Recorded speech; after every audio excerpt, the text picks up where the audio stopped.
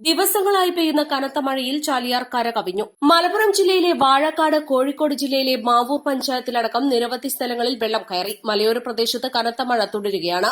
ചാലിയാറിൽ ജലനിരപ്പ് ഉയർന്നതോടെ ഏറ്റവും ആദ്യം വെള്ളത്തിനടിയിലാകുന്ന വാഴക്കാട് പഞ്ചായത്തിലെ 4 റോഡുകൾ വെള്ളം കയറി ഗതാഗത തടസ്സം നേരിട്ടു. വാഴക്കാട് മതിയും, Kallingal road, Edasserikkunnu road, Maniyottumoola road, Thiruvaloor road എന്നിവ വെള്ളത്തിനടിയിലായിട്ടുണ്ട്.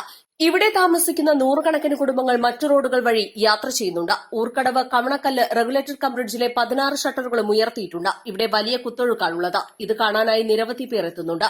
കലങ്ങിമറിഞ്ഞൊഴുകുന്ന ചാലിയാറിൽ മരക്കഷ്ണങ്ങളും മാലിന്യങ്ങളും ഉൾപ്പെടെയുള്ളവയാണ് ഒഴുകിയെത്തുന്നത്. ചാലിയാറിലെ ജലനിരപ്പ് 10 മീറ്ററിലേക്ക് ഉയരുമ്പോൾ മാത്രമാണ് അപകട ഭീഷണിയായി ജലനിരപ്പുണ്ടാവുക. 2019 ഇത് 12 മീറ്ററിൽ കൂടുതലായിരുന്നു. കൊണ്ടോട്ടി താലൂക്കും ഗ്രാമപഞ്ചായത്തും മറ്റ് സന്നദ്ധ സംഘടനകളും എല്ലാ തയ്യാറെടുപ്പുകളുമായി രംഗത്തുണ്ട്. നിലവിൽ എവിടെയും ക്യാമ്പുകൾ തുറന്നിട്ടില്ല. East live, Edavannappara.